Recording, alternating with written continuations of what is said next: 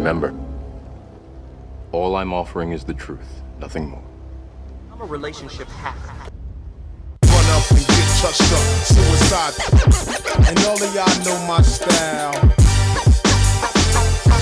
I excel, then prevail. Run up and get touched up, suicide, that's it. And all of y'all know my style. I excel, then prevail. I can't breathe. Oh, you gotta turn that up. I can't breathe. I got post-traumatic stress, yes, so high blood pressure. A prescription for medical marijuana. I just quit smoking Newport for 9. Eat twice as much as I used to. This is gonna be crazy today. My woman always be It's already about me crazy. taking her out, but It is already only got nuts. enough money to eat and Hey, smoke. what's that? That's that Somebody truth? might get Turn that up a little checked bit. out. I keep a shotgun loaded right next to my bed and a machete under my pillow up under my head. I don't take threats lightly, but I be paying attention. I remember what that motherfucker Yo, my said. man I Truth remember is coming the out nigga with his ass EP. did.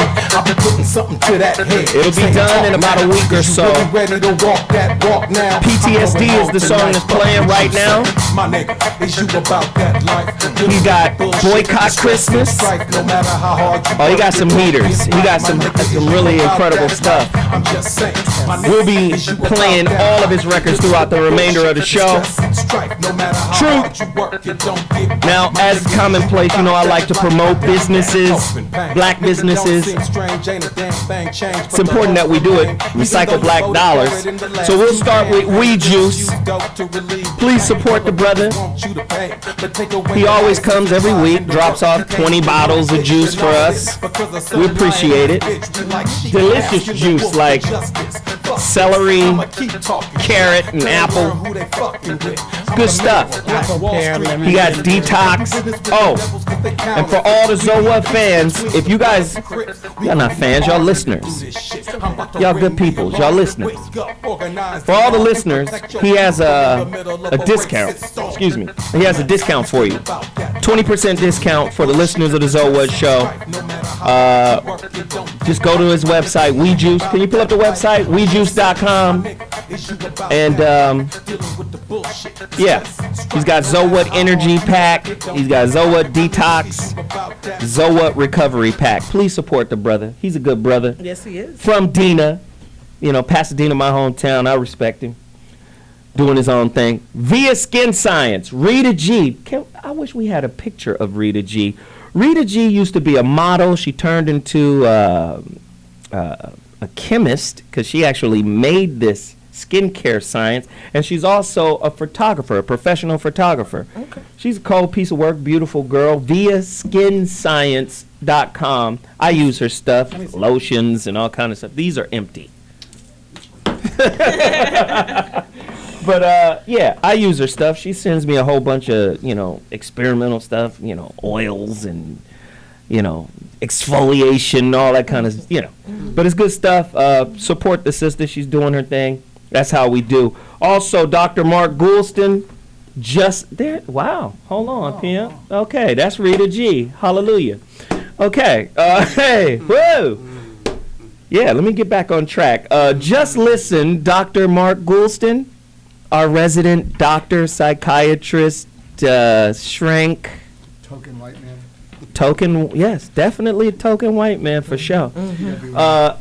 He's the author of Just Listen, but he's also the author of Real Influence. Yeah. Right. Very, very good book about how to persuade people without being pushy.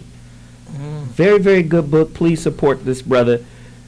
He's one of our brothers anyway. Mm-hmm. So, and then of course, I'm down to the last 11 physical copies of this book, my book, The Rebirth of Seeds. Go to my website, iamzowilliams.com. If you do that, I will put my lecture on God in it. It's a CD. You'll get that for free. There's only 11 copies left. You got to make that move now. Go to iamzowilliams.com. There's the website right there. Support the movement. And I'll get those books out to you guys ASAP. Now, everything has been promoted except one thing. One of my guests is here today. She's on her best behavior because she's promoting her own shit. But when the conversation gets started, she's gonna be a fucking wild lemur from Madagascar without a fucking collar on. You're gonna be able to rein her in. So let's just get a glimpse of Hope Flood in her calm promotional product self. Okay, great. So what are you here to promote, Flood? I'm here to promote.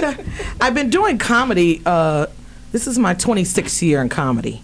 And so I do a comedy convention every year. This is our 4th year this year. And the first 2 years I did it just for female comedians because I felt like we weren't getting what the male comedians were getting. And I wanted to know why, and I wanted us to get together and talk about it. And it worked, but I felt like after that I was creating separatism between male and female comedians. And so then I opened it up to male comedians last year, rebranded it and changed the name to the Comics Rock Convention. You can go to the website, comicsrockconvention.com. Pull that up. Comics Rock Convention, I'm doing you. Pull that up. comicsrockconvention.com. She's already here. And everything. Off the rails. And it's an amazing convention, and what it is to teach comedians the business side of this comedy game. It is a business. You know, getting on the mic is the reward, but you have to know how to promote yourself. You have to know how to write jokes. You have to know how to write clean jokes. You have to know how to showcase. You have to know how to the art of stand-up. So I have all these wonderful veteran comedians who teach all of these workshops and seminars. What's the website again? comicsrockconvention.com. Man, this sounds very important for guys. Listen, there's a young lady who's sitting right next to you who is a fledgling, according to Luenell, she is a fledgling comedienne on her way up. Don't call yourself a comedian yet. Yeah, well, this sounds like something that would benefit her. In it. You know, I started off with people that aren't even doing comedy anymore.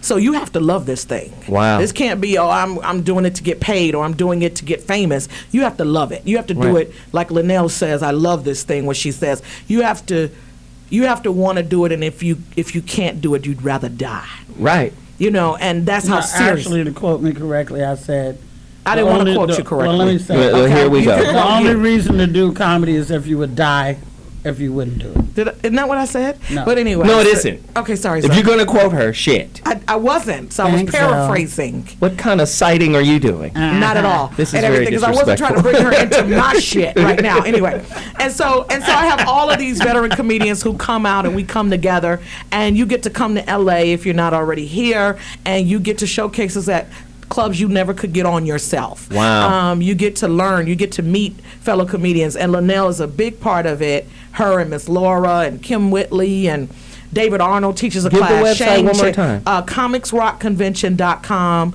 It's, you know, an amazing thing. And I got very honored to have our keynote speaker this year. He's being honored at Oprah Winfrey for the Civil Rights Movement. He's also getting a star on Hollywood February 2nd, Mr. Dick Gregory. Awesome. Whoa. Yeah. Yeah, so Brother Gregory was on this show before. Good. He's amazing. Yeah, he's awesome. Yeah, so he'll be here as a keynote speaker. That'll be at the Mavericks Flat on Saturday, April 25th from 2 to 6 p.m. And I'm just doing it. I'm just doing what God says to do. So hit me up, join, register. I'm doing a Martin Luther King special or whatever, and I'll post that later. Perfect. Right, it is Martin Luther King Day today. All right, this is beautiful. So let me just do this really quickly. I'm wearing Elephant. This shirt is from the Elephant brand that I've been trying to support. It's a group of brothers out of New York that are fashion designers. You check them out right there. Their website is pretty awesome.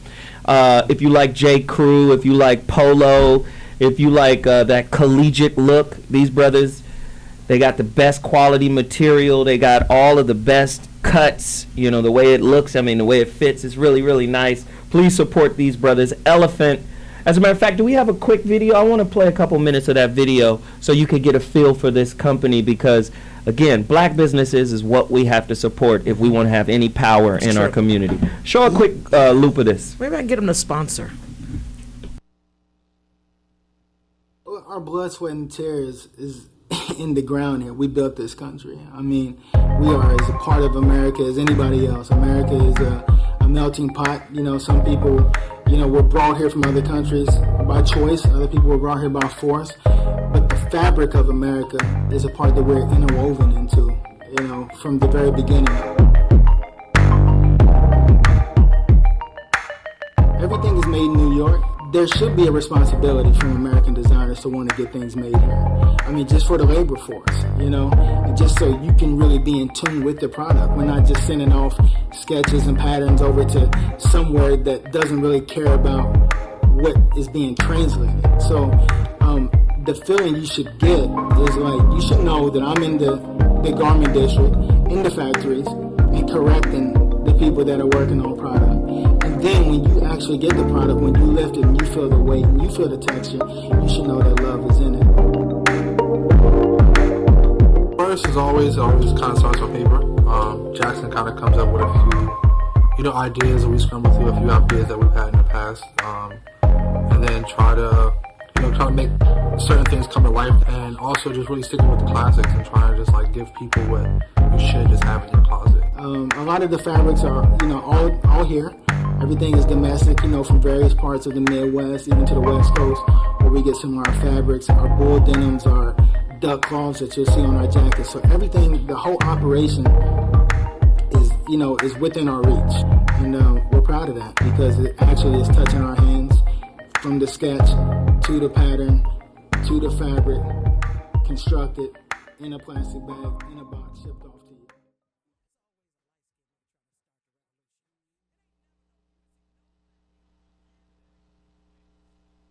Ratings no more. So when a woman say, Brother Umar, want to leave, I'm going to say, is he a good provider? Does he take care of the children? Does he love that woman? And if he loved that woman, it's time to pack. Nah, that was just a piece of ass. You sure you want to get that up? Well, I want to find somebody who don't cheat at all. Good luck, boo.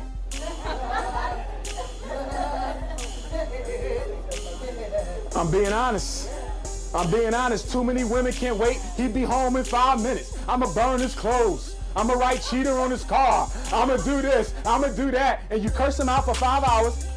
He eat a couple cookies and everybody go to sleep. Yeah, and y'all done been there. Yeah.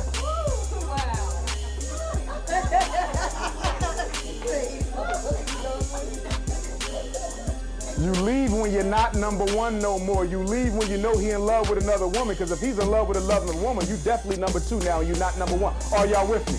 I know my wife.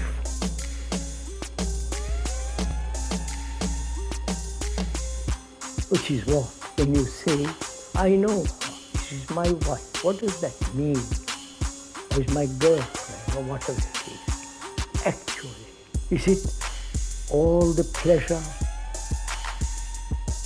the pain, the anxiety, the jealousy, the struggle, with occasional flashes of tenderness? Is all that part of love? Is attachment love? So I'm asking these questions and going to find out. You must recognize in good part that problem and those problems have been set up by a political social system. Because we shall see that love, the love that we have for one another, is the greatest threat to the people who rule over us. And it is necessary for those people who rule over us and who rule over African people the world over, if those people are to stay in power, they must destroy our ability to love each other in a healthy sort of way. This is why, even if you're concerned with your individual love for your boyfriend or your husband, you cannot separate that love from what is going on in the world, politically and socially. Because the nature of that love is defined by the political, social circumstances. And if you can't understand why you have problems in your love relations, perhaps a good part of it is because you have not taken time to understand the nature of the political, social situation in which you live. Because you have been made to think that your love is merely the concern of you and your partner and not rooted in what is going on in the world. Yo, what's Why is a white guy like me co-hosting a black radio show? I think toxic relationships cause you to take poor care of yourself. That if you can recognize danger, if you can pause, if you can take some breaths, refocus, and engage. You might be able to dodge a bullet that you're going to send or coming towards you. One of the things that men don't get is that often women need to vent first to clear their mind.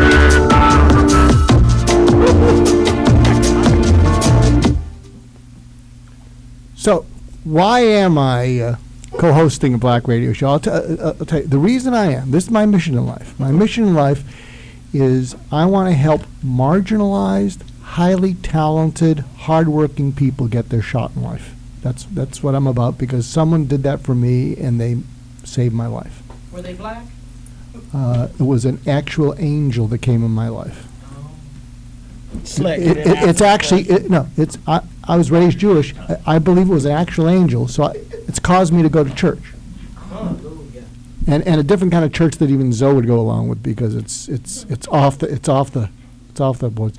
But speaking about being marginalized, we're going to be talking about marginalized black men in the world by black women, and I think one of the problems you're going to come at me, hear me out, and then pound me. I think one of the problems, tell me if I'm wrong, one of the problems that black women have with many black men, I don't think most of the men that attend this show, is that a lot of black women feel they are juggling everything in the world, their parents, their kids, their responsibilities, and if they were to ask the simple question to the black men on the left, what can I rely on you for and what can't I, so that I can figure out my day accordingly, I think many black women would say the black man would look at me like I assaulted him. And then if you if you ask them, so tell me, this is not an unusual, what can I rely on you and what can I? I think what many black women might say is the black guy would say, you can rely on me to do whatever I feel like doing at the moment, deal with it.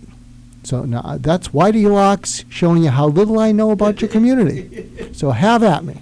Okay, so as is commonplace, Dr. G always sets us up for the topic. That was a good setup, Doc. Dr. G's relationship toolbox is how we set up our topics if you're new to the show.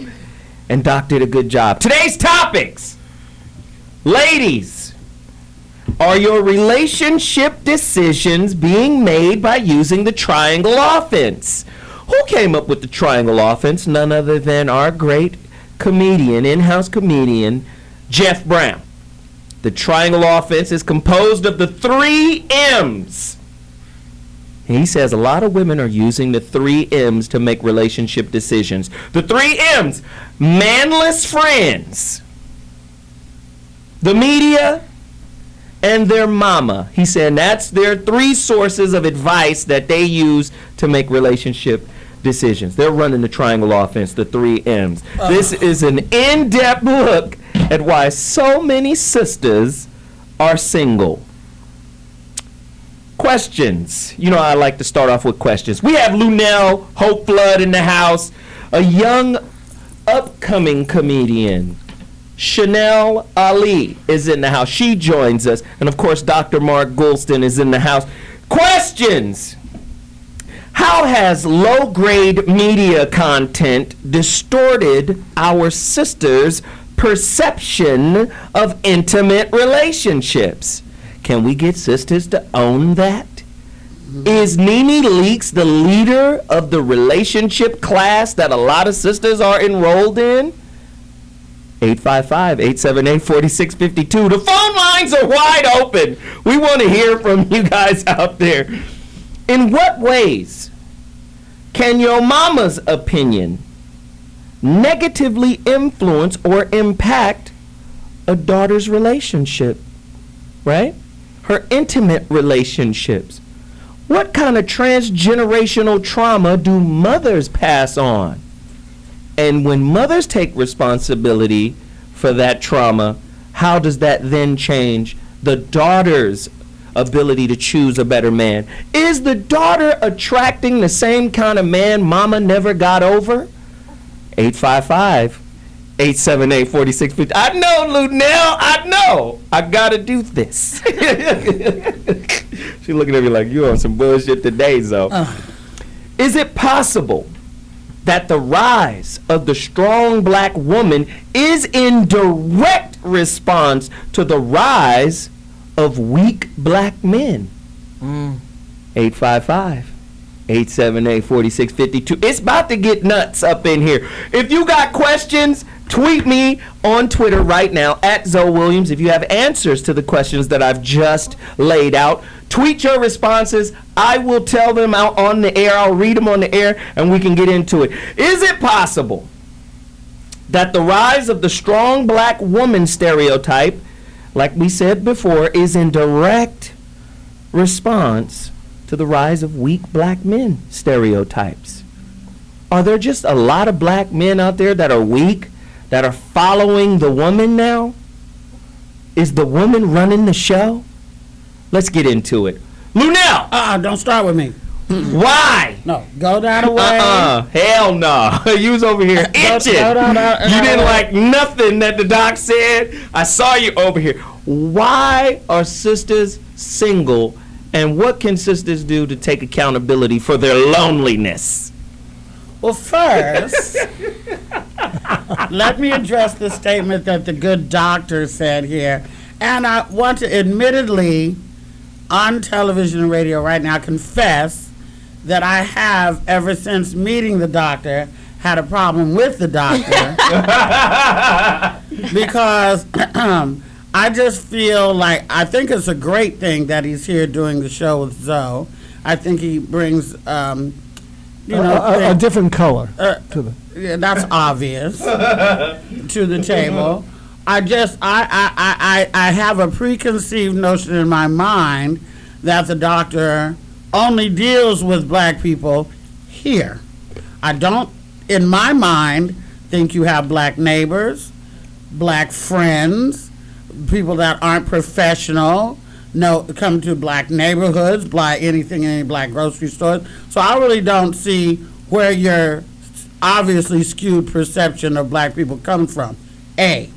Number two, the fact that you would think that we would have to sit and have a conversation with our mate, and maybe other nationalities or races would not have to have a conversation, the fact that you think that we would have to sit and say, what can I expect from you, when a grown man and a grown woman entering a relationship of any race should know what is expected of them in a relationship. I'm talking about grown people with a mind that works.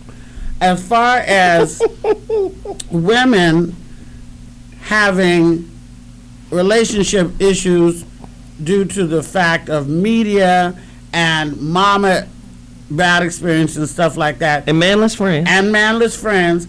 I believe that a lot of women are affected by those inputs. If your mama had a daddy that wasn't shit, and she continuously tells you that your father wasn't shit, oops, you may actually end up with a guy who ain't shit, because that's all you've been fed in your head. If you sit around and you don't watch educational programs or programs with any substance, I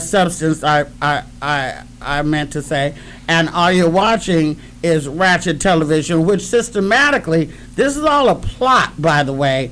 There are executives that make the decision what goes on television and what does not. So do you think that it is a accident that there is more garbage shows that are getting on television than there are more quality shows that are on television? It's not an accident, it is by design. They do not want us to have the television shows such as Lala's reality show, or Raising Whitley, or the T.I. and Tiny would show, like, a little ratchetness, but family structure, and that, they're not throwing glasses at each other, ripping each other wigs out. The top rated television shows are the ones we've been fed, the train wrecks, where the images of black women are horribly negative, and we find that entertaining. And we've been fed that, and our minds have gone to mush, and we're not doing any critical thinking of our own anymore at all. And so, yeah, the media is going to tell you that all it takes to be a woman's man in the year 2015 is the ability to buy her Louboutin shoes, which most people can't even spell Louboutin shoes, bags, and trips and stuff like that. They don't say anything about the rearing of the children or the going to church together or anything like that. I'll stop because I hear the commercial music. Luenell just ate up all y'all talk time. I did? But it was good. Well, I said to start over there, didn't I say that? But you did good. That's all they time. No, the juice and shit is what ate up all their goddamn time. Commercials for people who ain't. Long ass questions and shit that we don't even remember. I don't even remember. Yeah, that's too damn bad. Okay, You're gonna need some ginkgo. Anyway. And I ain't got nothing to say. Is Whatever the she show said, I'm over? okay. No, we gonna come. Listen, we gotta take a. Okay, well, thanks a lot. Yeah. We gotta take a quick break. Whatever you said, Lou. But when we come back, we're gonna answer more questions.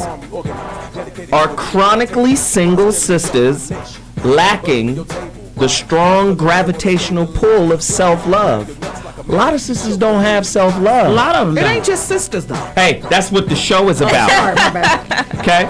We know it's a lot of lonely people, but we want to know why sisters are lonely. Why sisters are single. Okay. Do you think too high of an education, too much money, too much independence is part of the problem? Don't forget the download factor and all of that, too. Well, let's talk about it. And the men in prison. Oh, Jesus, the men in prison, huh? Y'all gonna blame prison? No, I'm just, we'll be back in 2.2 seconds. We're gonna hear from Dr. white G. man. It's Chanel and Hope Flood. We'll be back. So what morning?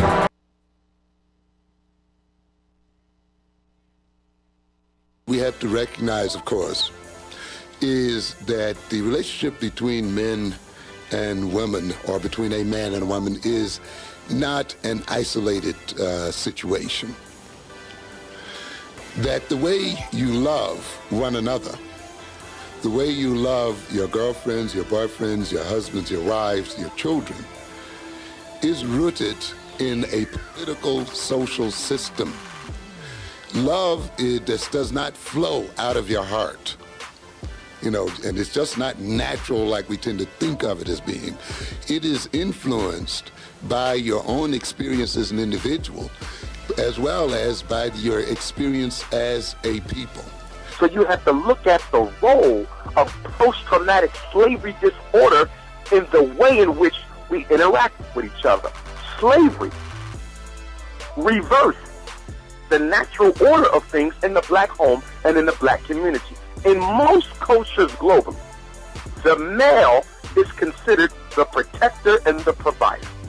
In most cultures globally, slavery began to change that. The woman, was always considered to be feminine, and she was considered to be a domestic. She would stay in the home and she would regulate the internal order of the family. That was the role of the woman. But slavery reversed that. In American society today, the European social order is continuing to reverse that. Beginning with slavery and finally being completed today, right now before our faces, the black woman has been transformed from a female into a she-male. From a female into a she-male. A she-male is a woman or a human being that looks like a woman, has the breasts, the buttocks, the hips, the beauty, the glamour, the glitz of a woman. But psychologically, she thinks like a European alpha male. The point that I'm trying to make is the reason our relationships are failing. And the reason you see an increase in the amount of black women who choose not to get married but could, and an increase in the amount of black men who are choosing not to get married but could, is because, number one, we have been conditioned to work against each other's natural position in the home. Agreed. That dude talked about a she-male. Agreed. Are sisters just more masculinized right now? Hope? I think that it's not something we want it to be. I didn't ask you what you wanted. I asked, are you? Let's just own it first. Now, you didn't let me finish. You didn't interrupt her, but you're going to interrupt me? Yeah. Now, I will leave this motherfucker right now. We ain't going to let you go nowhere, Hope. I just want to... Chris, lock the door. So it's not that we want to be. We trust me. We want what traditionally is said that we're supposed to have. That's right. We want the white picket fence. We want the 2-car garage. The fantasy. We want that. No, not the fantasy. Other people have it, so it's not a fantasy. So it's it can't real. be a reality. That's real. It is. So Y'all believe that's it's real? not a fantasy. It's definitely Yeah, real. He's got it. Yeah. Oh, yes. You know, people have All it. his friends, This is his world. Who have his it. dad, his whole family. But I'm they just all saying, got we They got it? we So have, y'all we, deserve it. We want Everybody it. deserves it. We want Everybody. that. We want what we were told we could have. You know, and so when we don't get it, or it's not. You have to do something. We got to raise our kids. You know, when these men decide they want to leave or whatever, what am I supposed to do? Am I not supposed to raise my kid? Am I supposed to run behind him? And what am I supposed to do at that point? You know what I'm saying? When I got pregnant with my son at 19 years old, of course I didn't know what I was doing. His dad was a thug. I didn't know. My mother tried to tell me. Because I knew him when I was 14 years old. He was a gang-banging thug then. And my mother said a bad kid can grow up to be a bad adult. So let me ask you guys this, all of the women in the building, and Doc, I need you to chime in and help me with this because they're going to be a handful. What do you think failed the sister more? Her man, the brother, or her ideas about him, who he should be? I think a lot of things, and this is going to take us somewhere else. I think the military, I think prison, I think drugs coming into our community has ruined our community, all by design, like Luenell says. Our men are ruined. I have friends in the military who have come out, they're absolutely nuts, and these were good people. And this These is were trauma. good. This is trauma. They're traumatic. You can't run up on them. Post-traumatic stress You disorder, can't talk to them a certain way. You can't run up on them. You can't do it. Prison has done this to our men, and drugs being in our community. The more question is, why do they want to kill a race like that so bad? What's the issue with that? Why do they want to keep us suppressed so badly? Chanel? I just think it's trauma, and we have all these people in like the 80s and the early 70s, all these generational issues where drugs came into the community, and you had black men and black women. I'm just experiencing all this trauma with no type of recourse. They're not even talking about what they're experiencing. We're not even talking about what my mom saw, what my dad saw. We're not talking about that. Or what we've had to endure. And how it affected how they interacted with me as a child, and how it affected my relationship with men now. Yes. So there's so many things. We can't pinpoint one thing and say it's this person's fault and this person dropped the ball. It's all this trauma, no recourse, all of these things. But can we deal with the context of it, Dr. G? And no if you therapy. notice, she pointed out several different things. And so no therapy, no type of therapy, no type of. We have the therapist here now. But he doesn't know our struggle. Well, that's but what I'm the asking. therapist is not in the ghetto. The therapist is not sitting at your school waiting to say what happened Dr. yesterday. Umar is in the ghetto. We just played the video of Dr. Umar. Dr. Umar is not here. Yes. The video does us no good. He's a little, chauvinistic. What? Because he's, is he from Africa? Is he from fucking Africa? He's not from Africa. He's not from Chicago neither. Dr. Umar, okay? No, Dr. So he Umar is already very got it. valuable to our community. I understand that, but he's not here. So, fuck him. And But it's listen. more important when it's live. It's more important when it's person to person, because we can record all of this intellectual discussion and put it on the internet. Kids are not going to sit at home and listen to this. Yeah, they will. Not little kids that really need the help. people who need to Dr. G? hear it are not going to sit and hear it. As long as men lecture like Dr. Umar and women vent, it's not going anywhere. And this isn't just the black race. This is everywhere. I agree with so, that. So because a lecturing man doesn't realize how boring he is, and a venting woman doesn't realize how incendiary she is in igniting the guy to have the choice either pull away or smash her. And so it's not helping anything. I wrote this book, Just Listen, because nobody's listening. I disagree. Well, you had cut him people- off. I'm sorry. And you weren't listening. I was So listening. Dr. G, I was finish. listening. I was listening. Hey, I was finish, definitely Dr. listening. G. You don't never go cut ahead, him go off. ahead. You know why? I was listening, but I was listening. You know why? Why? The white man has a platform. Wow. Go ahead and finish, Dr. G. Wow. Let's go. Let's go. Let's go. Let's go.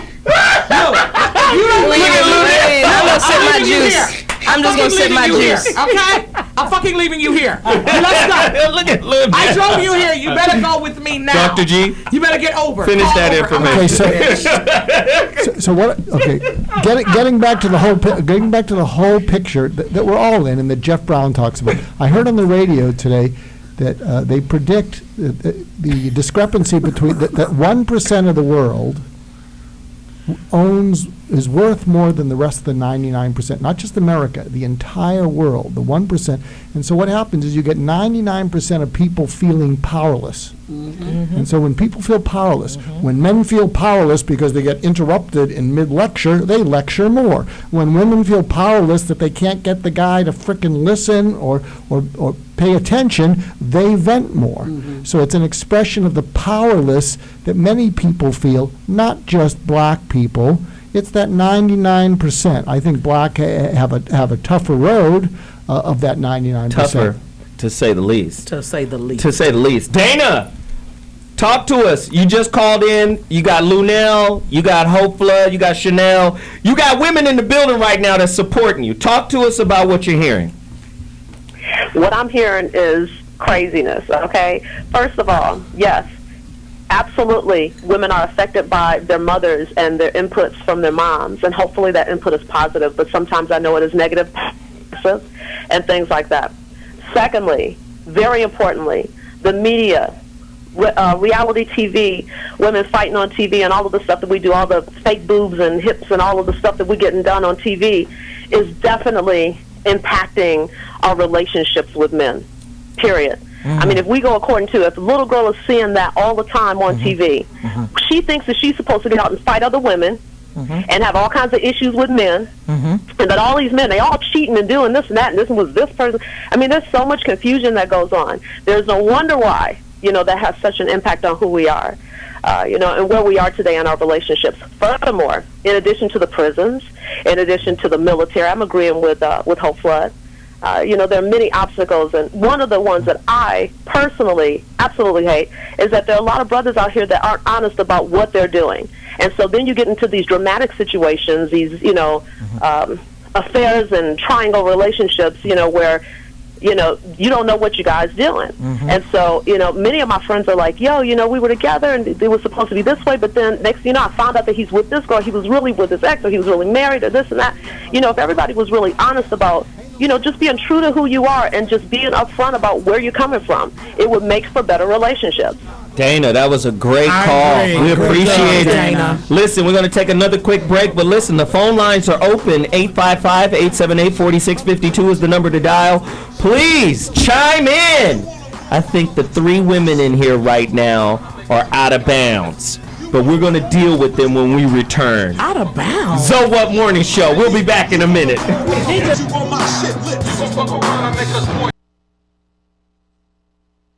Well, Helena, you talked about, and I read in the Washington Post, where you're saying that your black friends, and you included, you kind of checked off all the boxes. You got the job, you got the degree, you have the house, you have the car, and you're like, what's next? And many people had the expectation of the Huxtable family. Are you finding that there are many, you perhaps included, and your friends who are, say, disappointed? I don't know if it's a disappointment, if more it's a popping of this illusion that we have, because to be honest, we're 80s babies. We did grow up with The Cosby Show and The Huxtables, two extremely professional, successful people who somehow were able to raise 5 children. It was a dream that I think a lot of black girls had growing up. And as we become adults and we live these very individual lifestyles, I think a lot of us, black women and black men included, see our success as something that we do alone as opposed to something that we do with someone else. So that when we do get to be almost in our 30s, I'm 29, I turned 30 in October, I think to myself, wait, did I forget something? Was I supposed to be focusing on marriage? Is that something that's important to me? And I think the first question a lot of black women need to ask themselves, is that what they want? Is that something that's important to us? As opposed to, is that what we think we should be doing now? Trail. Okay. We've all seen the sort of Devil Wears Prada, the gorgeous, successful woman who's kind of mean, rude, and kind of tooting her own horn because of her success. When it comes to black women and you see powerful black women in the media, do you feel like they're being villainized for their success, or do you feel like they're being victimized? I think they're probably being villainized. All of my friends, for the most part, are highly educated, successful black women. The women who come into my practice are highly educated, successful black women. They very much want a relationship. The problem is that they don't really know how to do it. The skills that they learned going to school, being successful professionally, are not the same skills that work in a relationship. Everybody is waiting for a certain cut of meat. And that the cut's not available. Absolutely. It's not available. Right. Look at the numbers. Right. The numbers don't play, but every black woman I know thinks that the numbers are going to turn around when it comes to her. Yeah. I think you just have to open yourself up. There's a whole world out there. That's what I think. Yes, ma'am. I had to go and read for myself and ask God for some practical applications, because all I grew up hearing in church was, you don't go after no man, you sit and you wait to be found. Somebody gonna find you. But what I'm finding is, and I talk about my situation, I was married to someone that was in church, and everybody goes, oh yeah, he loves God, he's this, he's that. But church didn't teach us compatibility. It didn't teach us companionship. So now you have black women sitting in church Sunday after Sunday, thanking God and praising him in advance for a man, but yet they're always busy. They go out in packs. They stay out with their girlfriends. They take girlfriend cruises. Don't a man want to fight through all of that? But you still in your mind, you say, well, if he a man, he'll come get me. Well, if you're a woman, you'll position yourself so he can come and get you. Yikes. You saw that video, and I talked about it earlier. The fantasy. I'm going to challenge sisters. First off, this goes back to my argument about Hollywood. Yeah. Right? Like, this is big thing. Oh, Selma, you heard Spike Lee say, fuck the Oscars to the directors. But the directors and the writers they're saying, oh, we got snubbed. No, you didn't. You did not get snubbed. The Hollywood is white people's view of themselves. And every now and again, they find a little place for you to fit in their worldview. Yeah, so stop trying to be validated by them all the time. Exactly. Why do we need their validation? Be happy with the NAACP award and your Soul Train award and shit like that. Yeah, why do we need their validation? But listen very carefully. Because on the real, so I can't finish the point? Yeah, on the real, we better be happy they allowed us. That's why our relationships don't work. We better be happy they allowed us to make the movie. But let me just say this. No, it's not even. They're going to allow that movie because that movie represents a particular narrative of black people that white people are comfortable telling. You can get a slave movie done in a motherfucking New York minute. That's a comfortable you can get narrative. A civil rights movie done in a minute. But that's my point. If you can make that argument about Selma, you also have to challenge sisters for the standards that they have. Ask sisters, did you write that standard?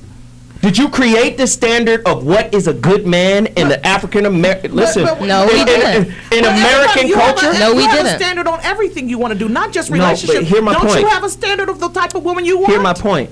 I may have a standard. Yes. But it's not mine unless I'm the author of it. Okay. If it's a standard that I inherited just by being here, point in case. America is a Christian country. Okay. People are born into Christianity, into Christian thought, right? If you were born in Saudi Arabia, chances are you'd be a Muslim. You'd be Sunni, right? Sure. So my point is, the ideas that sisters are saying, this is what makes a good black man, she's not even the author of it. Right. That's why the sister said in the video, the bubble is popped, the fantasy is popped, because we thought that was the truth. No, your highly educated ass got a fantasy from television that said this is the type of black people that white people will be comfortable being friends with. Born in Africa, there's known that they have 5, 6, 7, 8 wives. If you were born there, that's your train of thought, maybe whatever. Let me just say this.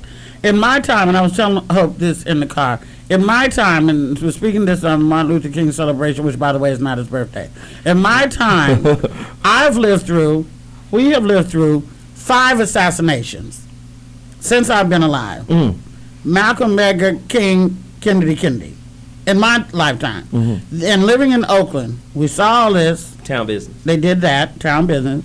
They did the assassinations. Everybody we ever had faith in got murdered right before our eyes, not in the dark, in the driveway, on television, right before us. Then they took all the recreation out of schools, okay? Then, systematically, they dropped the drugs down. During this time, we lost a whole generation of people.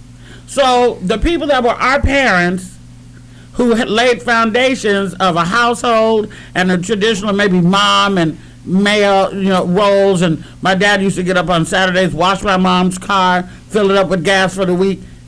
He would wash his car, fill it up for the week. He would do everything outside, she'd do everything inside, and they both worked. That image that was given to us, it seemed to work. It seemed to be okay.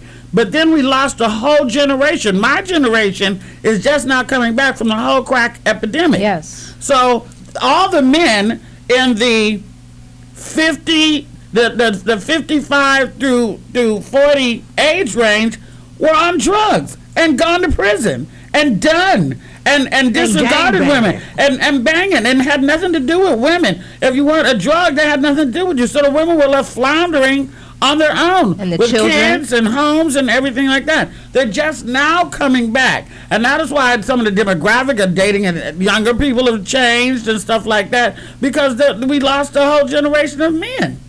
And then now they're trying to come back, and the women have had to self-sacrifice for so long. They're like, well, obviously, fucker, we can do this without you. Wow. We want you, but we don't need you. And in our hearts, we still need you, but we need you to man the fuck up. Let's keep in mind the "I don't need you" concept. Still, not an original thought for black women. That is a radical feminist concept called the disposable man. We didn't get it from being feminists. We got it from survival, and because the system, the welfare system said, y'all need us, if period. you kick this motherfucker out your house, we'll give you $875 a month. But if you kick him out your motherfucking house. I remember they used to do that, but they did it as a team. The welfare folks is coming around, don't come through, but once they come through and check it out, and then they leave, then you come back. Did this motherfucker's family have to play hide and go seek with their motherfucking man? No. Answer her, Dr. G. Thank you. We don't even know what the fuck we're talking about. Answer her. He can't even. He's Claudine. He's looking at it like they all need Xanax. Right. I'm going to prescribe something for everyone. I didn't answer because I was agreeing with everything she said. I'm saying. No, really, I'm just fucking patronizing you. I can't believe you cussed. Tell us how you feel. I bring it out in. Go ahead, No, I saw one of the things I push in the show, but I guess this should be the after party. The after show is, so what's the solution to this? I understand. Give us some solutions. People are listening, and also people want tactics. Give them a simple thing they can do as opposed to get just started. Just to get started. I have someone. I have someone that will give us. You a question. Wait, 1 second. Okay. Write it down. I have someone who's going to give us solutions. Okay. She's on the phone right now. From the Bay Area. All right, don't put so much pressure on her. She's got to give us a solution. Veronica Conway's been listening. Hey, Veronica. Hey, Veronica. Hey, y'all. Veronica, have you been listening to the scrum that has been spewed on this show? Talk to us. I'm smoking again. I'm going to fuck you up. Talk to me, Veronica. I think there have been a lot of great points made, and I want to kind of just contextualize it this way. I think Joe, that you're right. That trauma has gotten handed down mother to daughter because mothers pass down their psychology to their daughter, but that doesn't exist in a vacuum. And so when you talked earlier about the strong woman and the angry woman and the passive man, I think something that we have to really think about as a dynamic in our households is the angry woman and the passive-aggressive man, meaning our men have been so traumatized and they are afraid of criticism because because of their experience with the dominant culture. Yes. Then he becomes internally angry, but rather than express it directly, he tries to resist meeting her needs so that she can express the anger, and he doesn't have to directly. So if you get passive-aggressive men, it creates angry women. Yeah. And the angrier she becomes, the more he tries to resist. And I think that is the I think dynamic. I'm gonna cry. And Veronica, they feel like they're out fighting the world. They're fighting the man. They're fighting for a job. They're fighting for position. They're fighting for this, and then I got to come home and fight with you too. Yeah. But guess what? The fight isn't external; it's internal. But it's still and a that's fight. where we. It's still a That's. fight. But here's the point. You're fighting a fight that you're gonna lose because it's something that you can't control. Well, The only thing you can't control is you. But if we can know about it and understand. And if you if sisters never challenge what they believe to be true, they're gonna keep manifesting what they don't want. Or like when the doctor said we need to ask the men, what can you do and get and everything? What you tell them to ask our men? You wasn't even listening to Dr. G. What is the solution? No. How do Before we that, fix he this? said what we should ask our men. What can we do? I'm gonna do this, but what can you do? And we're gonna get busted upside our head with that kind of. Well, you know what? That's the question. We're gonna come back with that. Veronica, stay with us. Yes, we're gonna speak on I this a want your little bit phone more. number, Veronica. We'll be back at 2.2. Sisters is single for something. Veronica, you know what?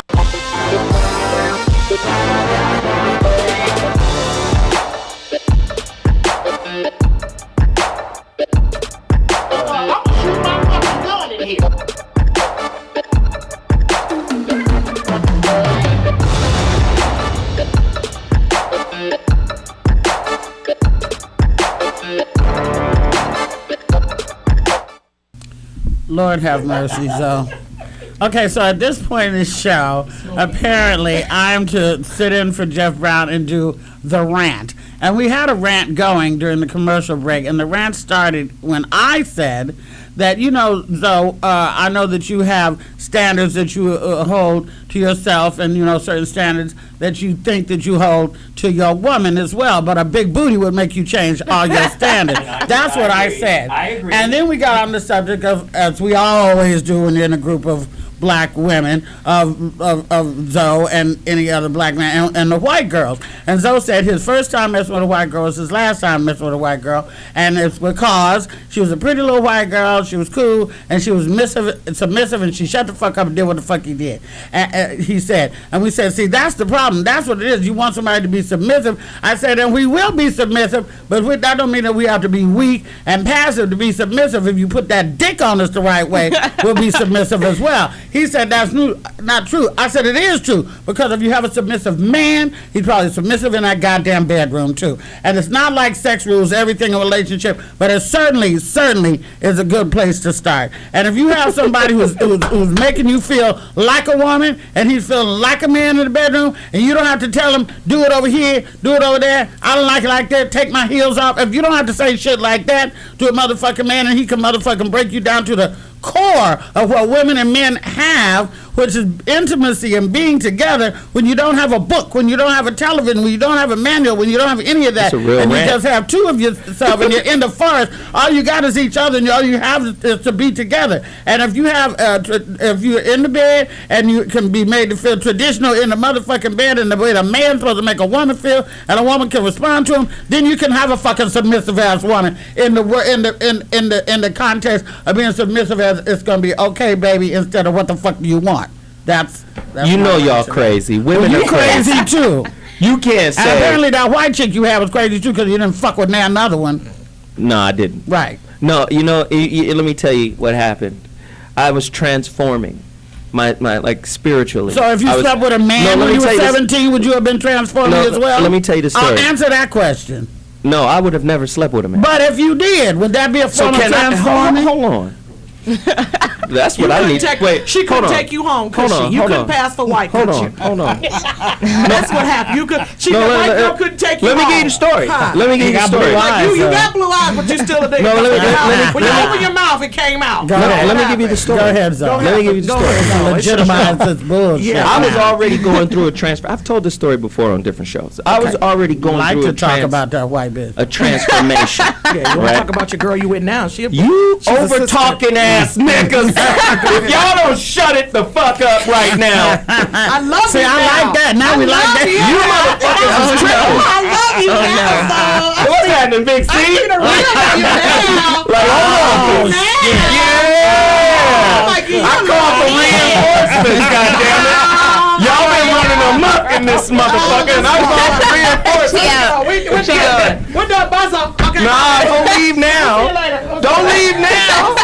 We'll see you later. Y'all talk all that shit earlier. Yeah, don't leave now. Okay, all right. Bring your asses back. What happened to town business, Luenell? Bring your Oakland ass back up in here. We're done.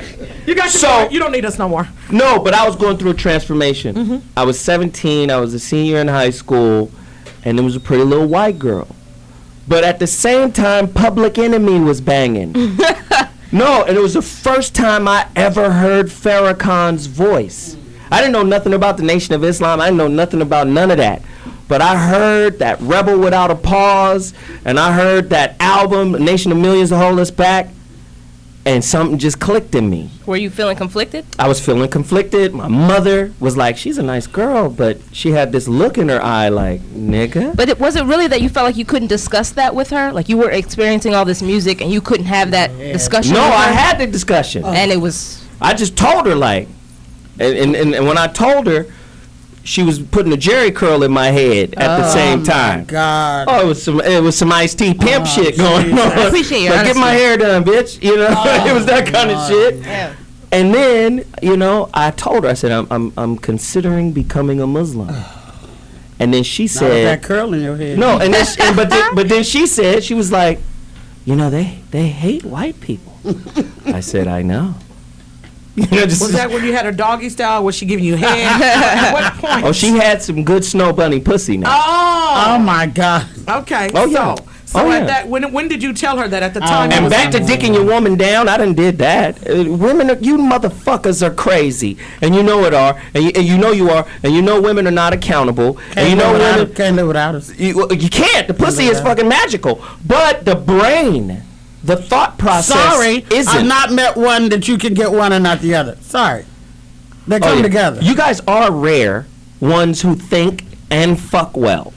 Listen, Most pal. of you guys don't. Listen. Most of you And guys you're are scared of social those. robots. And you're scared of those. Let's just be honest. Yeah, because he You're scared of those. never took me the fuck out. I've been begging, so I give him compliments all the time. I said, "You're the smartest motherfucker I know." I don't give a fuck about your fucking half-breed ass eyes. I don't care about that shit. I don't give a fuck about that. I be wanting to go out with him because I talk to this motherfucker. He's And he- intelligent. and you make know, your pussy. he When he's runs. intelligent, nigga, you He make your runs pussy to the twitch. video bitch every motherfucking time. Right. Shut the fuck I up. You saw me with a video bitch? I ain't gotta see you with no video bitch. I bet you got. I ain't gotta see you. She's not Pull all your natural. motherfucking fucking woman You out right bet now. she's not all natural. I bet you she got a weave and all of that. No. light-skinned Well, right girl. now I'm single. You ain't Why you are you ain't single, dating though? You too India intelligent to be Irene. single. I'm gonna tell you why I'm single. Okay. Tell us why you're single.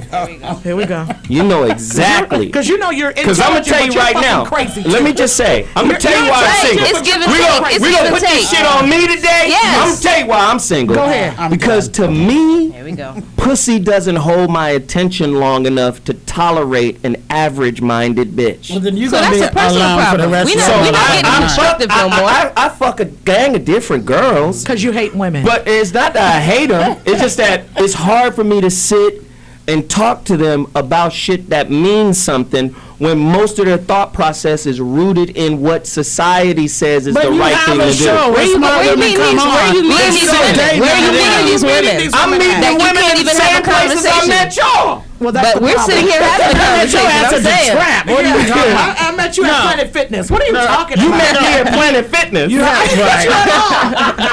don't give Corey the mic at all. Corey, let's go. No. It's time to jump on in. No, but the you meet a story gang is- of beautiful women that are intelligent up in here. I doubt whether you pull any of the bitches from out in here and take them out. I do. Okay. And I have. And what, I mean, when you say intelligent conversation, what do you fuck mean? is It's that? not just intelligent What do you conversation. mean? It's There's talking a lot about. of sisters who got something going on for themselves. I'm Is going it back to that? the doctor. Is it I'm that? gonna call you. Listen, The Luenell, doctor's look. looking more appealing to me. No, you just said the doctor wasn't shit. Yeah, well, he is You shit. said you They never cool liked the now. doctor. They're cool now. We can change our fucking mind. That's all we're doing. That's why you crazy. Okay, but That's let me exactly say it. this. Lou, can you agree with this? Maybe the intelligent women that you're looking for are not fucking with you.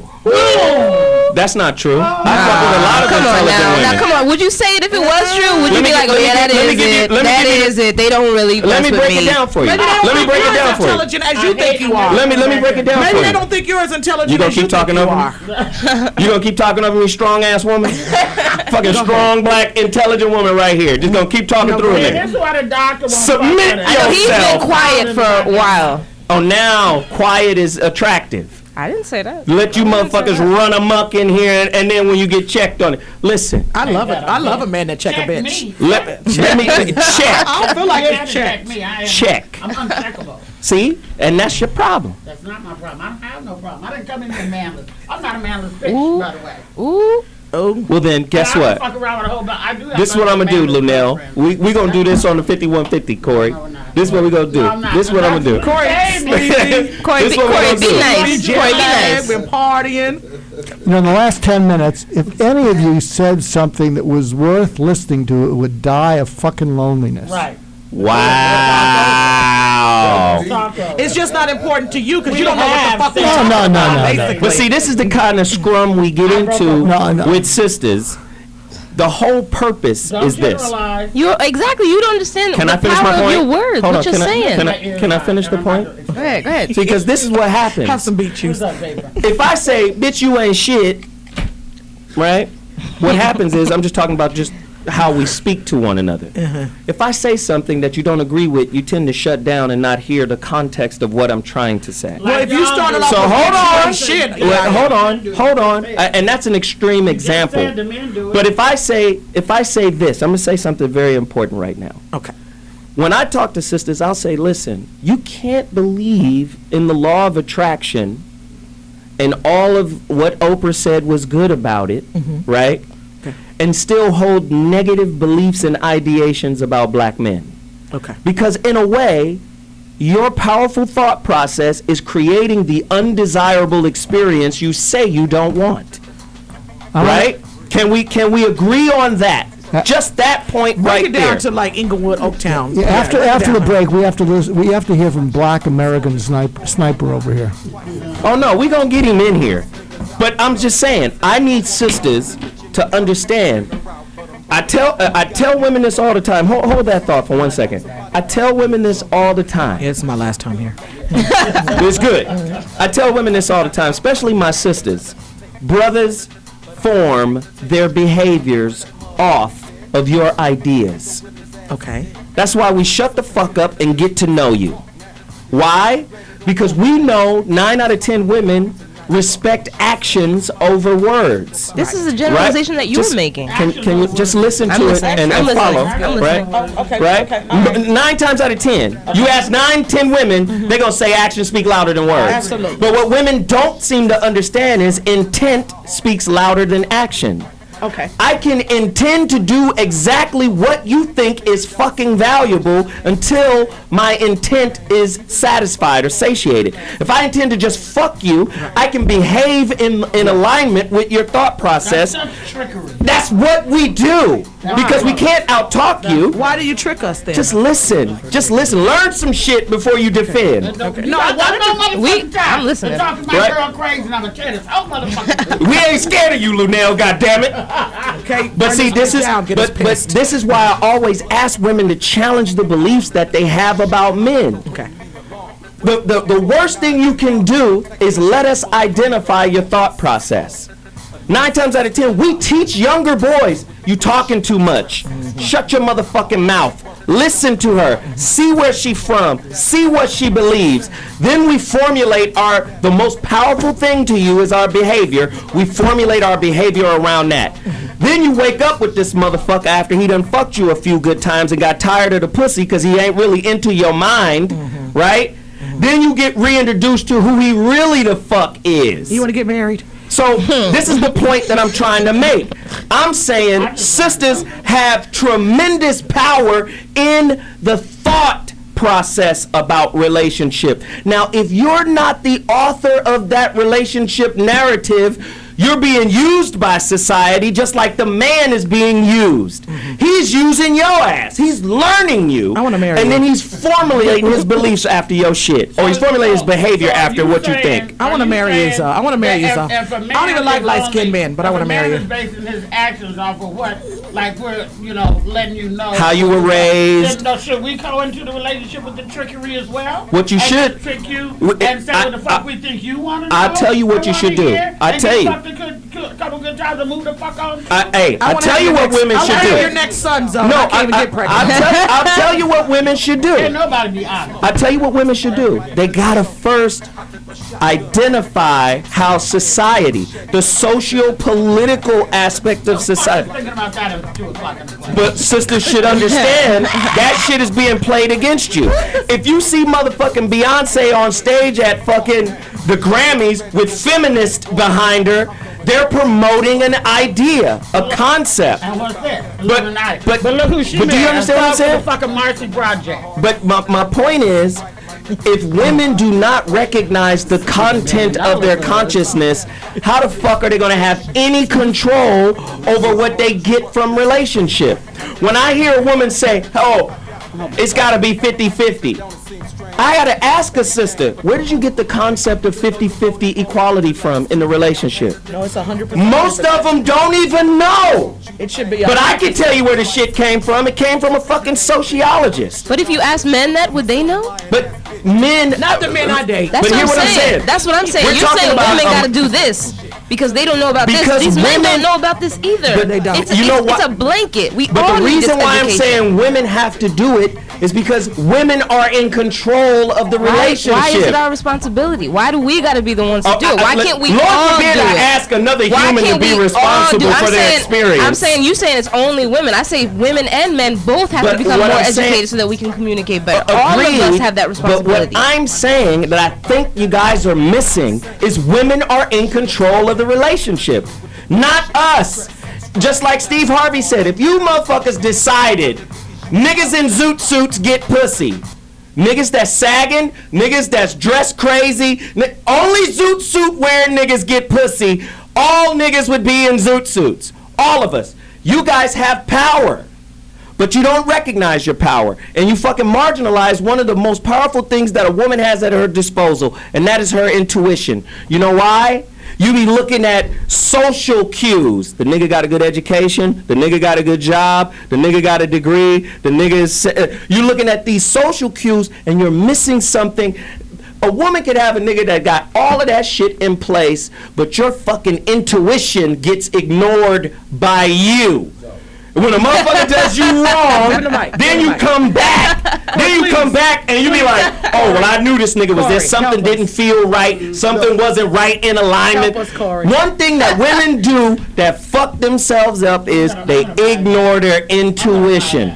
That's what they do. What y'all need to realize that women are in competition with each other. We don't care about what y'all think. We are in competition with each other. So we have to get together and decide. But then one woman is in competition. You think we wore this shit for you? I wore this shit to be in competition for the other girl. That's why y'all crazy. So, Corey. I travel. You putting too much on it, so I travel all over the country, and one thing I have found is all you need is a car to fuck 70% of the bitches. You don't need a zoot suit. That's all you need is a car.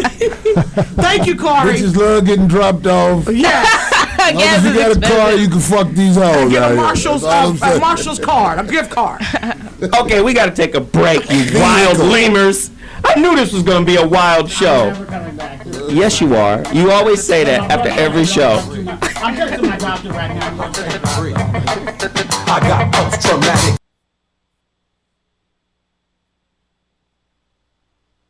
No, I don't think that our standards are too high. We should be looking for what we are. For me, I'm going, gosh, a man that loves God, a man that loves his family, a man that gets along with his mother, a man that can support me as I will support him, a man that could fix my rotisserie because it broke. You know, a man... I'm in here, I got a 5-year-old little boy, so a man that could come in and add to my son's life, a man that doesn't mind seeing me take my wig off and help me take the cornrows out my hair. Is that too picky?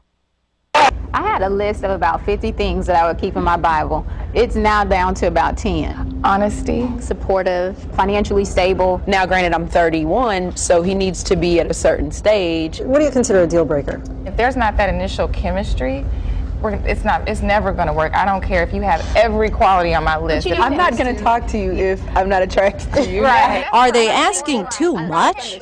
So maybe it's just that we want it all. Single ladies. Throw your hands up. How y'all doing? His initial reaction? All y'all fine. Hell, who don't want to go out with y'all? Me and my age have made a mistake in that we didn't teach the generation behind us the principles of manhood. There are so many African American men missing, absent in the family. His advice? Go for the older man. You have a biological clock. We don't. While these women look forward to settling down, they're not willing to settle. The one thing that I can't control is a man choosing to marry me, and so I choose not to worry about it. Being that I've waited so long, I can't settle now. It's not an option for me. I would love to be in a relationship, a marriage, but I don't feel that defines me. So if I don't find the perfect person for me, then I'll just remain single. Now, I got to talk to y'all about this, because you get a lot of sisters who say, I want a man who's of the same income level. I want a man who's of the same religion, okay? And the problem with that, good sisters, I'm leaving one thing out. It's the same religion, same educational level, and same income. Same religion, same educational level, and same income. All I'm saying to you is this, the chance of that is slim. Are you with me? What you should be looking for is a good man. If you're making $100,000 and you're the CEO of the public school system, I might can't match that. I can, but maybe somebody else can match that, okay? Yeah, no, I'm serious though. And some of y'all pass up on good men because like Brother Seville said, you're comparing him to middle-class white men. You can't do that. They run the country, we don't. You got a man and he's a sanitation worker, but he treating you good. He willing to go half on the house. He willing to take care of your kids that he didn't even make, but I can't be with him because I got a master's and I wear a suit to work and he put on those old stinky trash man clothes? You want to pass up that? You crazy. Come on, black woman, stop putting us on that level. And even when you educated, you go through it because you know what I'll get? I'll get a woman who want to live in a white suburb. I'm not going there. My kids ain't grown up with Bobby and them. I'm serious. So I'm saying look at the man for what he is and what he's willing to do. You got a brother who love you and want to commit to you. How do you turn that down? See, you got to recognize what karma is. Karma is when you had the good brother, you treat him like SHIT, so the universe sent you a whole line of negative, no good mother. So, ladies and gentlemen, we're back. It's been heated during the break. Got me smoking. Should African American... Talk about your Twitter followers, by the way. Yeah, damn, Luenell. I don't even... You have a dick? Yeah, I got one. Oh, Jesus. Okay. All right, for the female. Man, for the freaky man. I've been listening, I've been learning. Should African American men and women be asked to look objectively at the question of who is the author of the criteria or the standards by which you judge a good black man or woman? Yes. And we have to, that's what we have to look at. At the beginning, Dr. Amos clearly said that there is a socio-political agenda in the formation of our relationship beliefs. Mm-hmm. And if we never challenge that, how do we know that we've chosen the right person without acknowledging, hey, I got a bullshit COINTELPRO software in the background that's vetting the person I think I'm supposed to be with. How are we supposed to know if you guys are being real with us when you just said that you guys listen and get to know us so you can be that person until you get some ass? So how do I know that you are being real and want to be in something with me? Because I'm trying to help you understand the psychology of a man. No, that's not what you said. Listen to what I'm saying. Right. We pimp your beliefs. Right. Why are you proud of that? Nobody said I was proud. I'm telling you what it is that men do. You're saying it like this is what we do. You need to react to this and just deal with it. Like it's okay. But I'm telling you, how are we it's not gonna know okay. if we're getting a good man or entering into something if all we're trying to do is get some ass? You guys are missing the point. We shouldn't be trying to pimp each other. We shouldn't be trying to pimp each other ever. What do you mean, Corey? What do you mean? Go ahead. I think that people always show you who they are. Yes. They can't help it. Yes, you can't. If you are halfway intelligent, you're going to see everything you need to know about a person men and women, to let you know if you need to be the fuck around this person. Right. If you ignore that, that's your ass. That's on you. That's your ass. If you ignore what people show you, yes, then your life gonna be fucked up. You're gonna have kids by motherfuckers that get out in 4 years and all that And shit. to build on what he's saying, Been there, done and that. to build on what he's saying, I need the sisters to corroborate this or disagree or jump on top of it or whatever. How often do you find yourself at the end of a relationship crash taking inventory of all of the shit you ignored? Yeah. All the time. So my point being, that's why I'm not saying it's right or wrong. I'm not saying but it's good or knowledge. bad. You gotta take knowledge. I'm not saying it's We gotta take knowledge justified. from it. What I'm saying is, this is, if you're listening objectively and not emotionally, this is how you can protect yourself. Right, in the future. Because men are socialized to fuck your beliefs. Okay, but you said That's but how you we're said that socialized. you listen to us to get to know what it is our wants and beliefs are, so you can be that person until you tired of fucking us. So how is it that we are going to listen to you, get to know you, listen to what you're saying when it's all trickery, when it's not even real? It's not all trickery. Let's not speak in absolutes. I'm saying in general, this is who men are. Of course. So how am I going to have a relationship with you if you're in if your whole reason for even dealing with me is not real? But it always starts out with dick pussy, in my opinion. Yeah. Dick pussy is what take it back to basics. Is what makes people come to each That's other. what attracts us. But after the dick pussy, and I'm not saying it should be that way, Right. but that's how it go. After the dick pussy, It gets complicated. you need to really evaluate who the fuck that you're around. And if that person is not right, and But you've already I can created say a this soul about tie both with of that y'all, person. Hope and Luenell, y'all out here in the road, on the road with me. Yeah. Y'all know bullshit motherfuckers. Yeah. So if you with a bullshit motherfucker, you know it's your fault. Right. And everything come your way, you had that covered because you know. We know how this shit go. Yeah. Sometimes we be around bullshit people because we be depressed. Sometimes we be around bullshit people because we I'm going through something. I just want them to fuck me right now and then get the fuck on. But the main thing is don't attach yourself or connect yourself to a bullshit motherfucker because they can make you insane and you will turn into a bullshit motherfucker if you're around one long enough. Yo, we got Uncle Bobby. We need some old school science. God, not Bobby. Uncle Bobby. Hey, Uncle Bobby. Bobby Glanton, I know you've been listening, man. Could you correct some of the bullshit that's been going on up in here? Not Bobby. Not Bobby. Talk to me, Bobby. We talked about how we ain't shed. Bobby. Yeah. Are you listening? I'm here at the Patterson Community Center. I'm putting in my second workout for the day. And Corey Holcomb's in big trouble. It's been a while. He's in big trouble, man. Big trouble. I done wrestled with a couple of bears and chased down a couple of alligators. Yeah. You sound elderly. You said bears. He did. He is. What's up, Uncle Bobby? You got some knowledge for us? Bobby, are you going to drop the science or what we talking about? Bobby, your wisdom has no place in today's show. It just doesn't. Wow, even the doctor said it. Wow. Wow. He's at the gym. He's not even watching. Bobby. I know. Where's Bobby? Bobby, we ain't got time. He's at the gym. Tighten up your defibrillator, Bobby. We'll call you back later. Clear. Next. You don't negotiate with terrorists. That's why he's not talking. Okay, we'll be right back. Jesus.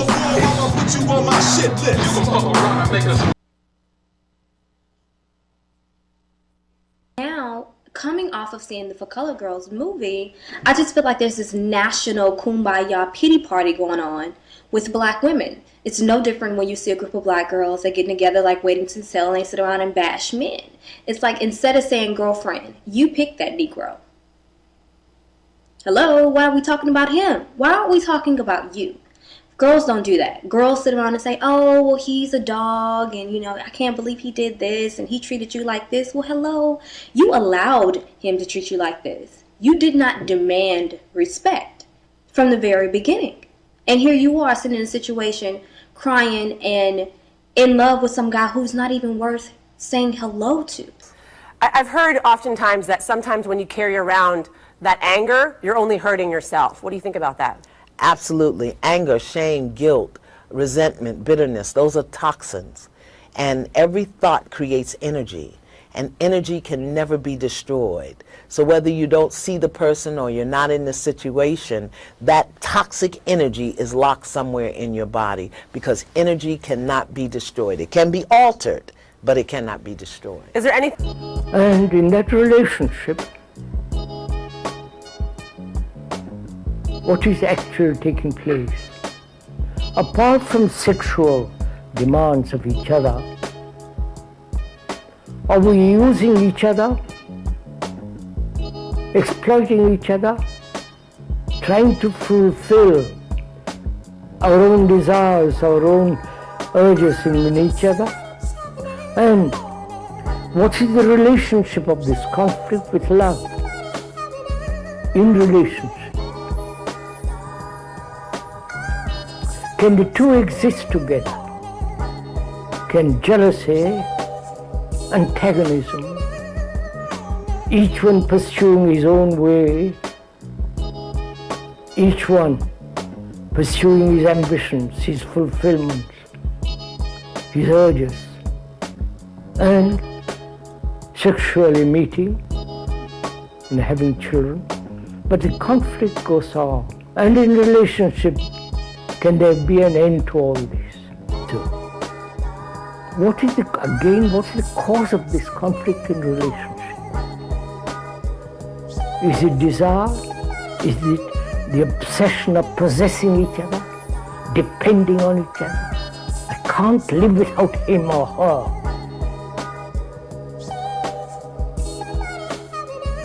And so this dependence implies possessiveness. And where there is possessiveness, there's weakness. Y'all, hey, we're back. This shit has been crazy during the breaks. We got phone calls. Back to this motherfucker. Yes, you are. This is it. I'm putting my weed out. Yes, you are. I'm see you in the gym. I'm throwing a dip. Lunell is just mad because Dr. G said she looks like Iyanla Van Zandt. That's what it is. She should be mad. Yeah, why don't you tweet about that, you stupid motherfucker? Oh, what the fuck this motherfucker? He said, you look like her. Well, you look like Captain Kangaroo, bitch. So we're done. We ain't coming back no more. I need a Xanax. Okay. I need a Xanax. We got a caller. Wait, we got a caller on the line real quick. Miles. Miles from Tennessee. Hey, Miles. Chime in, man. What's happening? Good luck, Miles. Hello? Miles, you're on, man. Talk to us. Thank you. I was calling in. To put in my little 2 cents. I wanted to say I'm 21, so I probably won't be great on the facts, but I do want to say that I think a man should even, we should sacrifice for women and everything, because a lot of these women get killed by police officers and things too, just as long as we are. Yeah, women too. Yeah. So, I mean, they get killed and beaten by police officers, but I think a woman should still respect the man as well, because, me being from Chicago, I've done seen even my own father who paid bills and things along that line. The woman, my mother called the police on him on something that was, petty, and they just ran in and, beat him in front of the kids and everything in front of our face. And how can you trust, how can you really sacrifice for a woman that doesn't even respect you, that, that this is your house and everything, and you're going to just call somebody in to ransack? Miles, you don't know what everything. He can't hear you. Your microphone is off. See, we have to protect against Hope Flood. We had to shut all this shit down. Last time coming here. Wrong. You have to be back.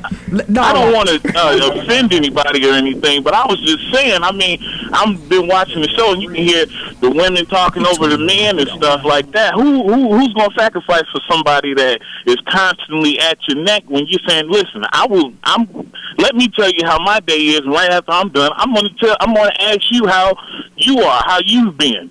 Man, just give me a chance to let me vent. So Miles, let me just say thanks for holding on. I know you was on the line for a while. I appreciate it. Thank you so much. We got to go back to Veronica. Veronica Conway. Yes, you can. After Veronica. You will be nice. Veronica, come heal this conversation right now. Fix this conversation. Yeah. So here's what I'm hearing up in that wild west show over there. If you really break down what the men are saying versus the women are saying, what they're both saying is, you have an agenda for the relationship. So men, you have an agenda to get pussy, and women, you have an agenda about this ideas that you've learned. But I guess what I would have to ask is, where is the vision?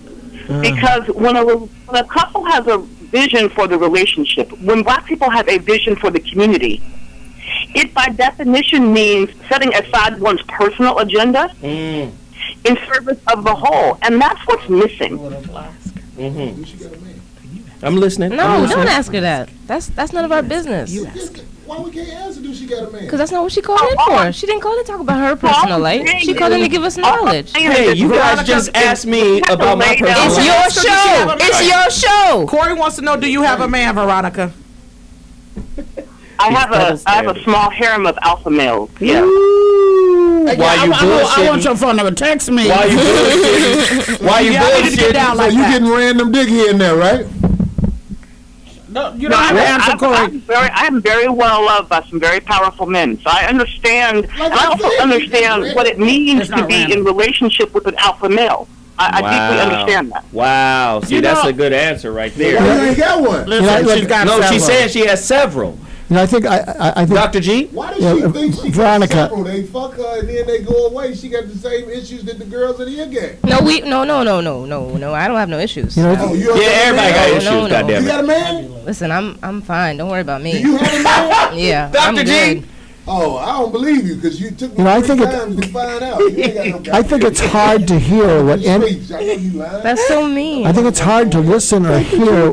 I think it's hard to listen or hear what anyone's saying when all we hear is what people are reacting to. I think everyone is reacting, and so you're not. What you're showing is your reaction to something as opposed to who you are, and so people never get a chance to know you because you're too busy hidden in reacting to them in the world. So Let's get to know each other. Let's get to know each other. He got a woman that he not functioning. All listeners, let me ask this is entertainment. Don't take this show too seriously. Yeah. Exactly. This is entertainment. So let me ask this question. Let me ask a very serious question to everybody. Veronica, everybody. I want to ask this question. Can black men and women still see greatness in each other, or is our collective vision of each other kind of skewed by society's take on what is a good black man or woman? Can we see greatness, or is that ability to really see the truth of who a real good black sister is and who a real good black man is that view skewed? If so, how? Corey and Veronica, Doc, everybody. These are dark times in the world. The plan of the beast has measured out to be exactly what he wanted it to be. There's so much separation between men and women, even though we still gonna fuck each other, because that's just part of human nature.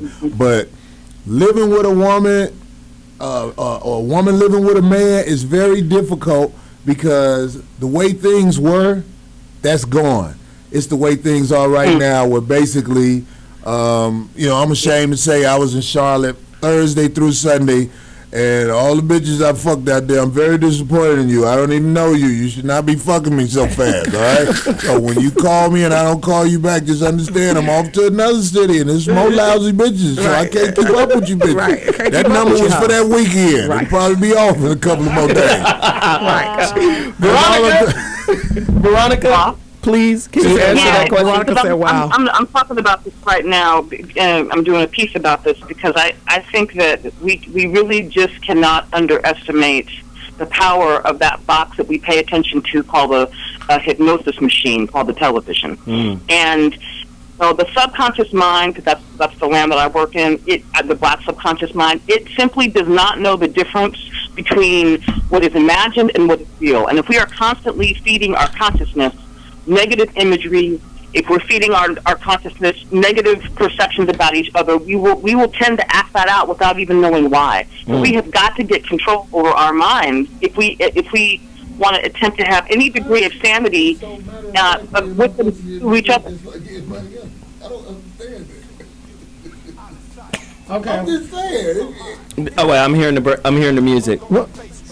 Go ahead, Doc. Quick question. I want. Okay, here's another ignorant white question. How often, when black men and black women look at each other, do you see the other person being disappointed and resentful of you versus being appreciative of you? As long as we. I don't think black people appreciate each other really.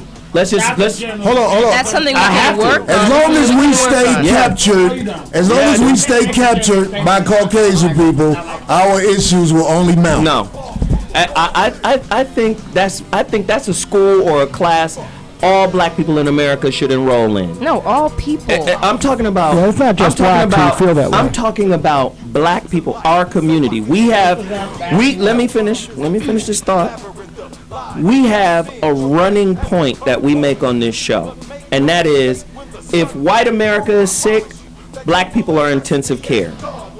We were talking about that. We talk about this every week. So let's not act like what I'm saying is brand new. What I'm saying is, by the time whatever thought process that runs America gets to black America, the shit is broken down and dilapidated. We're working with the worst end of it all the time. Mm-hmm. So my point being, until we are free of that kind of thought process, until we can gain control of our own narrative, shit, we're gonna be subject to fucking impoverished relationships. Because by the time the thought process gets to us, it's impoverished. Everything we do is in support of some kind of stereotype that white America, the white infrastructure has put in place. Tell me I'm lying. We gotta take a break.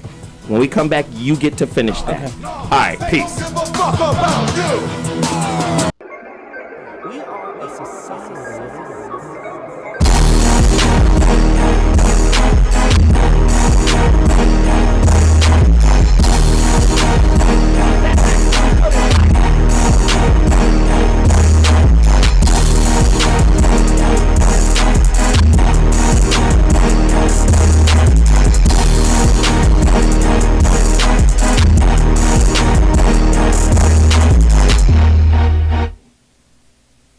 Heated show. It was a scrum. It was like an MMA fight. It was a lot. Thanks for fucking up my holiday. Final thought. Zoe's final thought. Let me just say this. This is a tough conversation to have because it's not about blame. It's not saying, oh, the sisters are responsible. Right, or the brothers are responsible. I think there's equal responsibility on both sides. Sisters are single.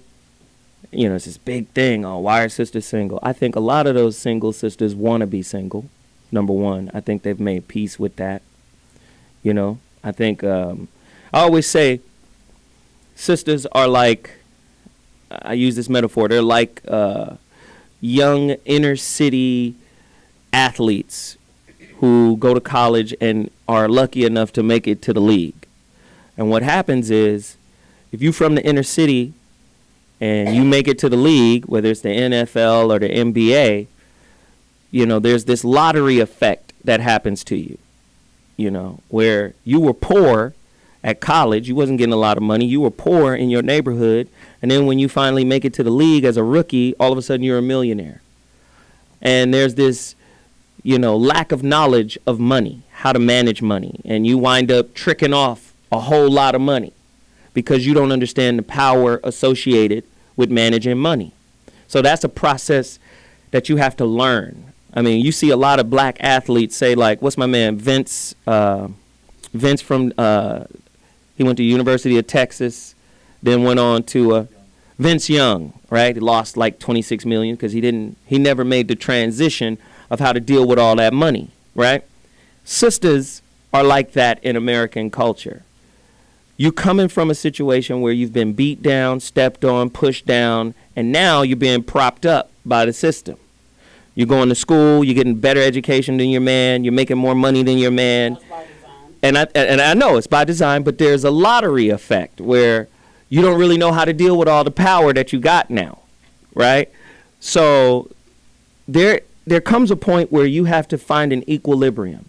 You can have this power, but it doesn't necessarily have to be at the cost of not having a man.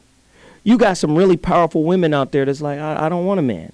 I don't need a man, right? And I think that that's a side effect. I think that's a negative side effect of having all of that power. So you got to find an equilibrium. Sisters, I always tell sisters, you run the relationship because it's your belief that dictates his behavior, right? Now, if you really want to have a man come to you as himself, you would first have to be around men, real men, who are honest about who they are. So then when you present yourself to a man, a real man or a fake man, you can say, this is what I want, and lay it out on the table.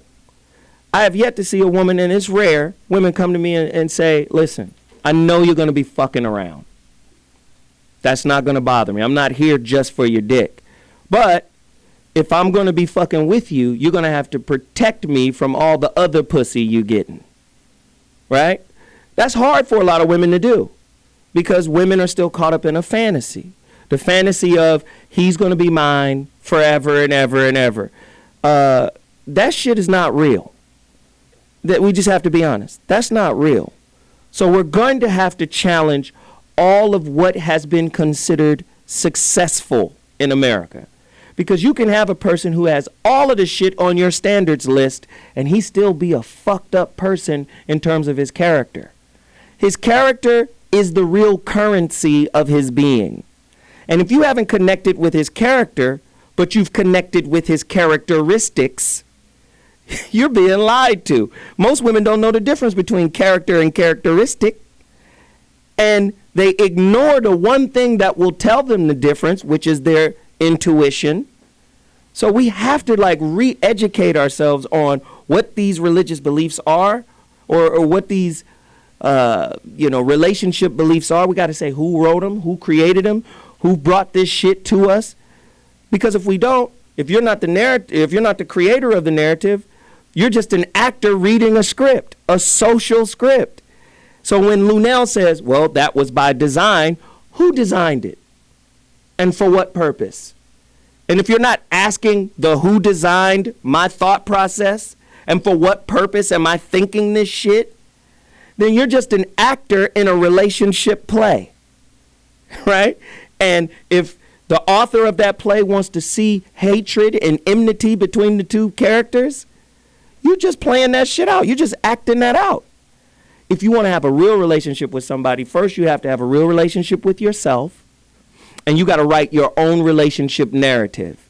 If you've never been the author of that, you're subject to whatever the author of the relationship narrative you're using. You're subject to whatever they want you to play out. And I believe, I don't know if anybody else believes this, but I believe they want us to hate each other. They want us to be mad at each other. They want us to be disappointed in each other. You know, they want that. And so I'm going to continue to have these kind of conversations because it's important that we do. But it's important that we listen to each other. It's important that we honor each other. We respect each other. I always say, if we got rid of Christianity and made respect the religion of black people, right? Black men respecting sisters, sisters respecting black men. You can't believe in the law of attraction and have a negative view of your mate, of your partner or your potential partner, because you're bringing more of the shit you don't want, right? Unless you don't believe in the law of attraction, right? But I'm tired of hearing sisters say they believe in the law of attraction and then at the same time saying I can't find a good man. Well, you can't find a good man because you're not good. You don't have good thoughts. You don't have a good ideation going. Right? You got to change the thought. If you want to change your reality, you got to change the thought. But, you know, if we can't hold you accountable, if we can't call you on the floor, right? How can you, correct that? Listen, this was a tough show, but it was fun. I'm not fucking with you, no. Yeah, you are. No. Yes, you are. You don't have nobody. No. And you're coming back. I want everybody to follow Hope Flood. Hope, where are your following me. Your social media? I'm a leader, but I don't want nobody following me. Just where is your Twitter and all that shit? I don't know. I don't know none of that stuff. Just punch in Hope Flood. It'll come up. Oh, Google you now. Yeah, Google me. I'm Googleable. Googleable. Yes. I'm Googleable. Googleable. Yeah. You don't have no Facebook, no Twitter, no Instagram? How did I get in touch with you, Zoe? On Facebook. Okay, so Hope Flood on Facebook, ladies and gentlemen. And I Hope Flood, but I don't tweet and Instagram. I'm a Facebooker, so Hope Flood on Facebook. Don't forget my Comics Rock convention for comedians and people and everything. I want to say that I love Corey. He is one of my favorite comedians. I have to say this because we comics don't laugh at other comics, but I could watch him forever. I almost got put out the comedy club for laughing so hard at him. Can you imagine that? Because all of that old ratchet shit that he says, he's really a softy and a sweet guy. He's a Cancer like me, and that's just our That's shell. why you crazy. That's our shell. That's our protection mechanism.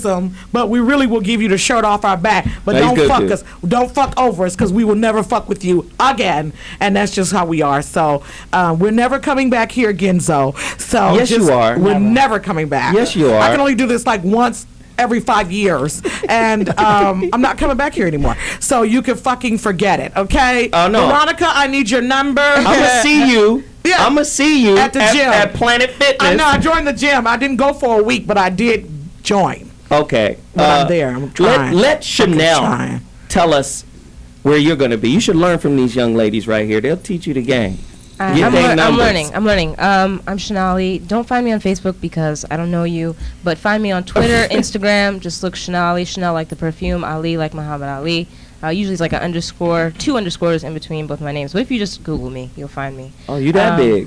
You just starting off. I'm not. I've been anyway. What the fuck? Google me. Just Google me. All right. I know shit. about the internets, and I'd love to. You got Instagram? You got all that? Yeah, all that. Just Google me. You'll find it. All right, cool. Dr. G? Yeah, just Google me under Mark Lewiston. Also, this is entertainment. I think his final thoughts are more informative. That's why we all fell asleep. But it's, it's mostly entertainment. So don't That was a sick burn, G. Don't take yourself too seriously. Take your life seriously, but don't take yourself too seriously. Because Really. you want them to be happy, right? Luenell, Absolutely. where can they find you? Fuck what Dr. G just said. Go You ahead. can find me at the You can find me at the Twin Towers Correctional Facility because I'm gonna kill all these motherfuckers as soon as we go off the air. This has been a very sad show for me. I'm really disappointed in the outcome, and like we said, our dirty laundry in front of everybody. You don't hear Jewish men can't stand their women either, but they don't sit around on radio and talk about it. Maybe They that's talk about something it. we should learn. Well, they do, and but they don't put it out there.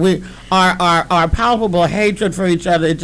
It just saddens me, and I'm really depressed now. And thanks for fucking up my Martin Luther King holiday. Hey. You can find me on Twitter. What better day? What better fucking holiday to do it on? It's sad. It's sad. You can find me on Twitter or Instagram at Luenell at Luenell. Facebook bores the shit out of me, and I'm maxed out anyway. So stop asking to be my friend. But Twitter and Instagram Luenell. Catch me on the new season of Raising Whitley, and tonight on Bill Duke's documentary on OWN about light girls. So Corey, there you go. can you take us out with some advice? I want to say to all of the women of America who are out there actively fucking, if your pussy has been pushed in and out a lot lately, I want you to know that you need to find someone who is moral and get behind that person so that you can build some camaraderie, some friendship. Because let me tell you something, a lot of motherfuckers act like they don't need no man, but let me tell you something, later on in life, it get lonely than a motherfucker. Yes, and you sir. need somebody through the years Yes, you've sir. been fucking with, y'all solid. Even if you ain't even married, you just need somebody solid that you fuck with. So stop thinking you can get another man every other time. You better find somebody to get behind while you fuck other people behind his back. Wow. Zoe What Mornings will be back next week with another incredible show. I won't. And guess what? you're more than welcome to come and cut people off. Won't be doing We it. love it. We'll talk to you next week. Holla! Won't be doing it. Blood pressure, smoking for medical marijuana. I just quit smoking Newports and I eat twice as much as I used to and cuss niggas out for no reason. My woman always be bitching about me taking her out, but I'm broke. Only got enough money to eat and to smoke. If not, somebody might get choked out. I keep a shotgun loaded right next to my bed and a machete under my pillow up under my head. I don't take threats lightly, but I be paying attention. I remember what that motherfucker said. I remember the nigga when his ass is dead. I be putting something to that head, saying talk now. Is you really ready to walk that walk now? I'm going home tonight, fuck what you say. You are watching T Radio V. Radio and TV.